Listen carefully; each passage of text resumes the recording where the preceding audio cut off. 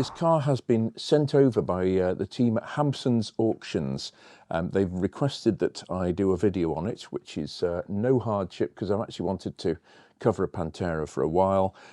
Their auction in which this car is coming up for sale is on the 24th of November, Sunday the 24th of November. If you've got a car that you want to consign with them, then feel free to get in touch with them. Hampsons Auctions. Well, hello and welcome to another Tyrrell's Classic Workshop. And this time round, I'm going to be looking at the Tomaso Pantera, which is actually a car I've wanted to feature on the channel for a while. But this is a Pantera with a bit of form, a bit of history, because I'm just awaiting confirmation, but we're pretty positive that this is the car that was used in the incredibly successful and rather dark Netflix series called Breaking Bad.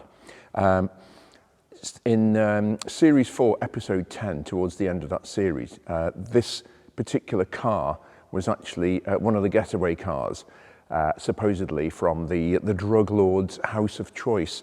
And they couldn't find the keys, so they had to not use it and use an alternative vehicle. But this is, as I say, it has got some movie form. It's not 4 minutes of the introduction of the Italian job like the Miura was, but you know, any car that's been in one of the most successful TV series of all time, I believe, on both sides of the Atlantic, it's got to be worth a look, surely. But I'm going to focus more on the Pantera and how it came into being, what are its merits and its downsides, because I think it's very much a car of contrasts. It was a car which ultimately didn't do as well as perform sales-wise as well as it could or should or would have done. But nevertheless, it's a triumph of a lot of successes. Now, Alejandro de Tomaso was very much a wheeler and dealer and a ducker and diver. He was a business pioneer extraordinaire. He at one stage he owned Benelli motorcycles, Moto Guzzi, he owned Ghia, Vignale, you name it. He owned various iconic Italian companies, some at the same time and some not. And then he had the good fortune to marry an extremely wealthy American heiress called Isabel. And Isabel eventually managed to get the funding from her family in the US to help De Tomaso on his way in the late 60s. So that gave him a fantastic shot in the arm, and that helped with develop relations because he obviously had an American wife, and she was able to broker the deal with Ford and things like that. Ford had tried to buy Ferrari, of course, earlier in the 1960s. It didn't work out, and for that reason, Henry Ford II was adamant that they should get a foothold in Italy. Hence, he was falling over himself to do the deal with Alessandro de Tomaso so that he could make these cars. And Alessandro de Tomaso rubbed his hands with glee because all of a sudden they had Ford money and Ford backing being thrown at them left, right and centre because of the vacuum that was left by the Ferrari Ford failure. So yeah, there's so many dynamics. As ever, it's down to the individuals and the individual personalities and the geopolitics at the time, failures or successes. It's all these things are in play. And the history of these things is absolutely fascinating sometimes. And this car is one such example. It was styled by Tom Giarda, an American of Dutch descent who worked for Ghia, the styling house Ghia, in the late 1960s. And he designed the body shape. And I actually have always loved Panteras. I love the look of them. I think the styling is so clever on the car. This beautiful waistline that it's almost a bit like a Countach, really. It comes up and over the back. This area here, the tension with all these surfaces, and he designed this sort of fake grille here because you've got this junction of these bits here. It's just, I think it's beautifully done. I really do. I've always been impressed with how he resolved this car body shape. It really is, I think, a pretty car. But under the skin, there are some very interesting things going on, and it's very easy to overlook the quality of this car. Perhaps one of the bits I'll start with is the fact that the chief engineer on the project was none other than Gianpaolo Dallara, the genius of Italian car chassis engineering. He is incredibly mathematical about car chassis and suspension in particular. And he designed the Lamborghini Miura. He engineered that even before Bertone styled the body for it. You had the prototype chassis, which was Dallara's brainchild. And then he left Lamborghini in September 1968, and his next project was this. Hello. You can't get better than that. So Miura de Tomaso Pantera. And he took, he learned some of the lessons from the Miura. It was an interesting journey, the Pantera, because on the one hand you had individualistic geniuses like Gianpaolo Dallara and Tom Chada, but you also had Ford, who began to get involved in the car. And of course, you had a clash of genius individualists and huge controlling corporate entity. So it was an interesting journey, and that's partly why the Pantera was successful to a certain point, and partly why it failed. But Dallara's stamp on the car is what makes it one of the great aspects of this car is the chassis.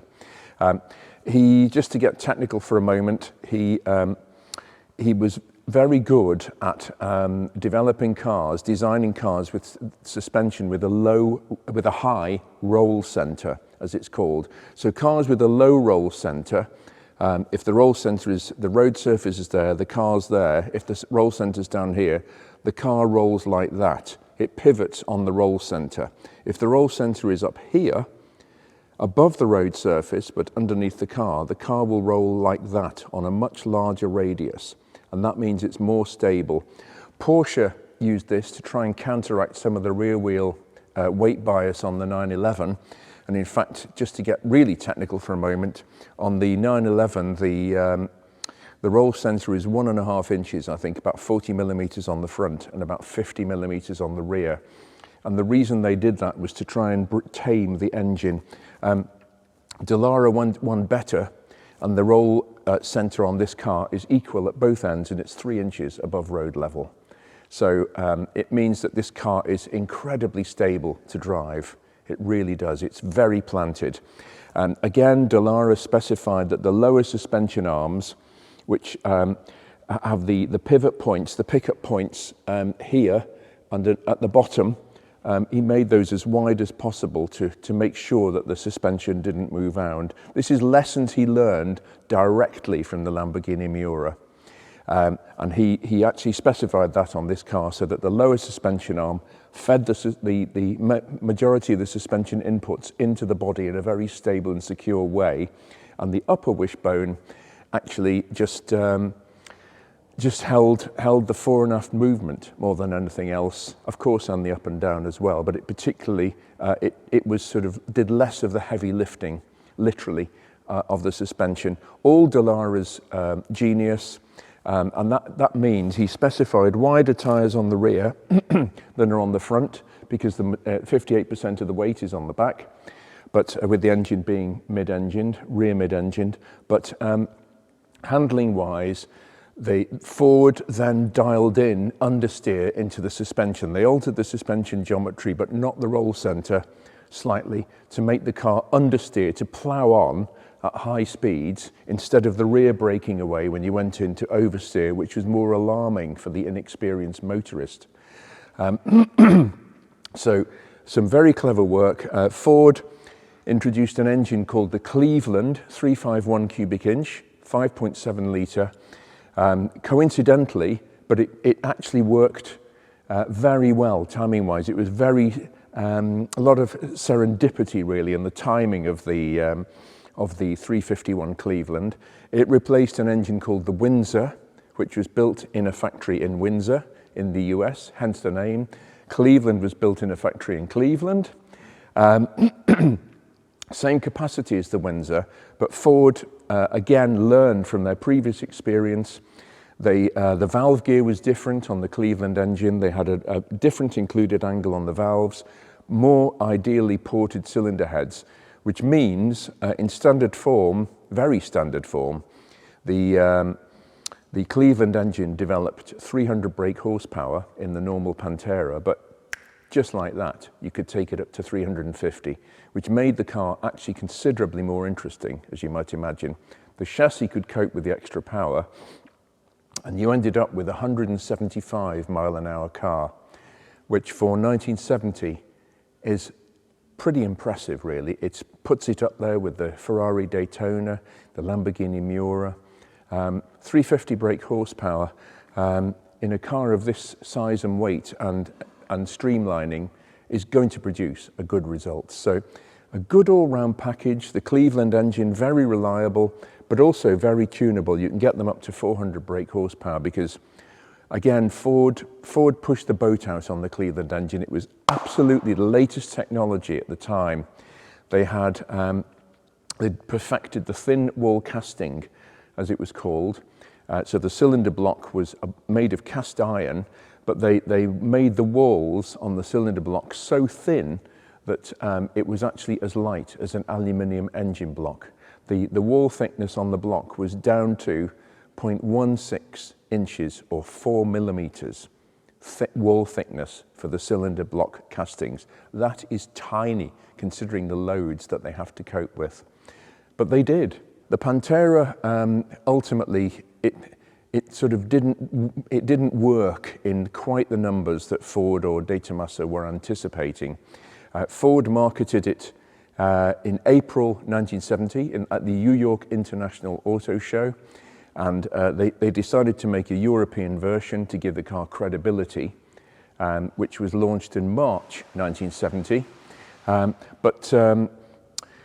Yeah, it never quite reached its potential, unfortunately, the Pantera, due to politics, the marketing not quite being right, the cabin is very cramped on them, all that stuff. I mean, the interior is pretty lackluster in its design. There were compromises made, but still, I think the Pantera, what is it? Is it a supercar? Is it a sort of lowly model that's souped up? You decide, you know. I think it's a very, very credible and interesting package. It's just a great all-round car, really. So we'll have a look at a couple of things on it, and then we'll take it for a drive. The vendor has informed us that the Pantera Club of America have confirmed that this is the car that was used in the series Breaking Bad.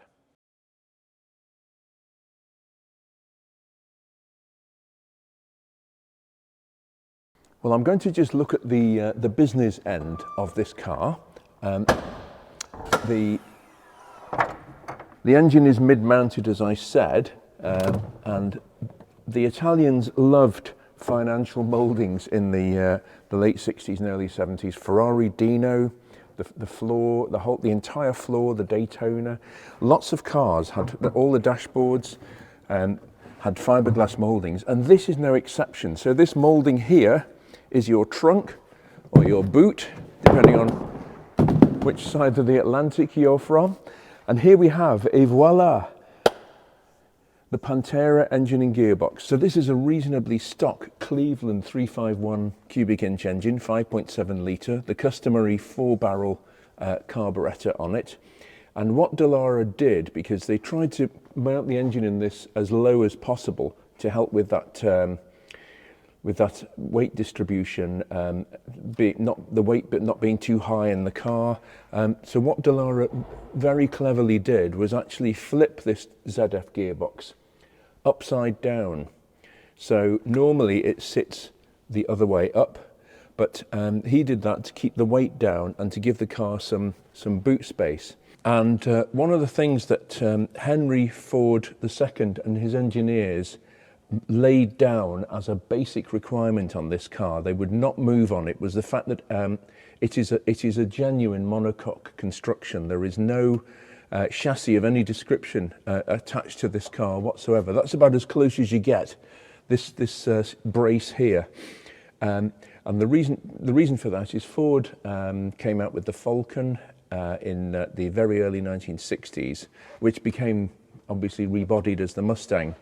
And they were very much in favour of making every piece of metal on the car work for its living. It didn't just sit there in between two other pieces of metal. It was actually part of the car's structure. So they insisted to Dallara that this was the case. Unlike the Miura, which had, and almost every other car it has sort of the time, it has superfluous bits of metal here and there. No, on this, every part had to make its living. And that's why the car was so strong and so light. Even the wheel arches are part of the car's structure. They are actually a stressed part of the car's body. That's, as I say, that was one of the differences between this and a lot of cars of that era. No backbone chassis like Lotus used. No space frames. No subframe even to hold the engine in. It's all very cleverly integrated and a brilliant way to work. And of course, the vast majority of modern cars use exactly the same method now. This was quite groundbreaking technology in that way at the time. Ferrari was still using a frame chassis, for example. So right up until the 80s. So yeah, a beautifully conceived bit of kit, actually, in that respect.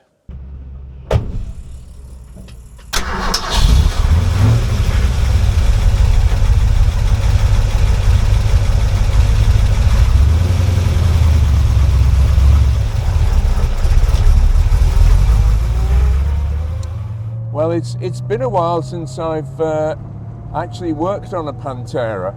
Because they are relatively simple mechanically, people can wrench or spanner or twiddle or screwdriver a lot of them themselves. It's fairly basic, which is great. That's an attraction. That's not a criticism. It's, you know, with that very simple Ford engine, which I think actually is hotted up in this car, this particular car, because I can hear that the valves are, it's got solid lifters. There's a very slight ticking noise from the valve gear, which you wouldn't have if it was hydraulic tappets. And I can't believe you've got 16 faulty hydraulic tappets in one engine for 16 valves. So I'm guessing this is probably towards the 350 bhp engine of the Cleveland scale. The funny thing is, and this is, I realize I'm speaking heresy here, but I'm going to say it anyway because I say it as it is. This feels very much, it has this sort of completely different noise, of course, but it sort of feels a bit like a Miura to drive. The view here with the instruments and the dashboard and the windscreen very steeply canted back, the driving position, my knees either side of the steering wheel, it actually does feel quite like a Miura. Even the way the steering is, there's a more self-centering from the steering than a Miura, but it is very similar. I can see that this is the work of the great Dallara, actually. For all the criticism that the Pantera can have for being so simple and so sort of basic, well, the design of the suspension is not basic. I'm just warming it through now, get the T's and P's up to speed. As I said before, this car is actually available at Hampsons Auctions. It's coming up. We'll put a link or something on the video so that you can see where this car is being auctioned. If you fancy a bit of Breaking Bad history, Breaking Bad abilia in your collection, then this is the ideal opportunity to do it. They are such fun, these. They really are. I'm just driving it very gently at the moment till things get up to temperature, but not a bad place to be, if rather cramped. Yeah, I remember the first Pantera I worked on was an absolutely gorgeous example. The condition was outstanding, and that was previously owned by Prince Rainier of Monaco. and it still had his crest on the back. And apparently he and Princess Grace Kelly, as she was before, actually used to go up into the mountains in that car. So what a provenance, but it was just in lovely condition. Right, I'm going to warm this. It's warmed up now. Let's see what we have.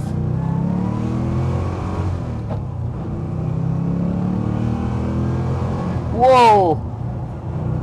This is proper quick!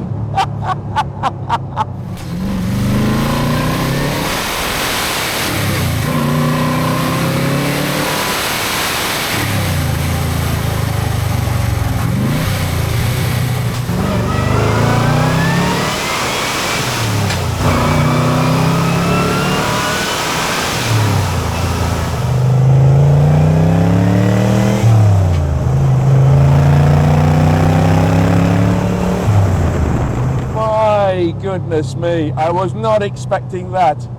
I can't believe this is stock. This thing goes like stink.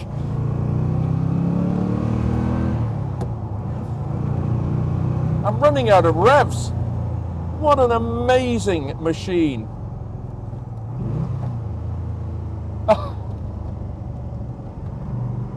And that, I'm just pushing it slightly through the corners. I can feel that Dallara magic starting to happen. Amazing. Cool. Even under engine braking, the car almost stops dead because the engine's got so much grunt.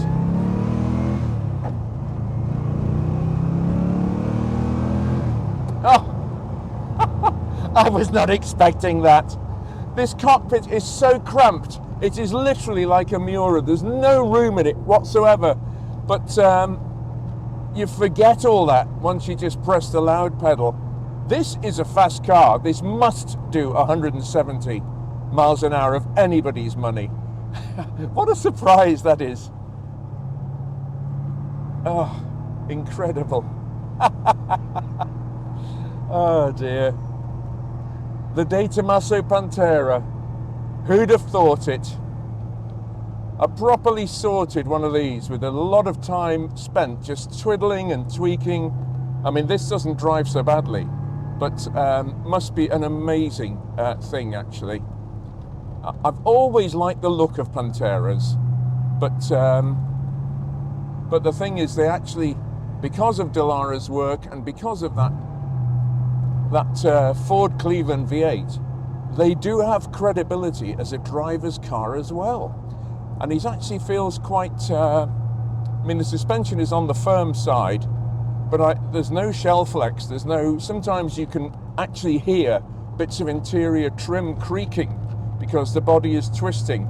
The Porsche 928 comes to mind, as does the Bentley Continental T. If you drive those, one is actually aware of the trim creaking and moving slightly, but not in this. Lovely. Gosh. Would be rude not to just open the taps again on this straight. Here we go. Hold on to your hats, chaps.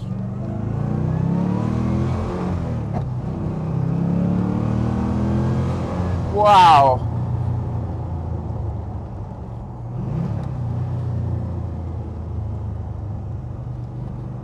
I ask, it delivers. Fantastic. Love it. What a surprise. Even the mid-range torque, it's just spadefuls of it.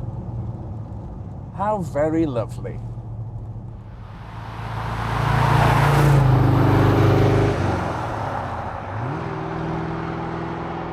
That concludes another Tyrrell's Classic Workshop video. I hope you've enjoyed it, and we'll be back with something else very soon.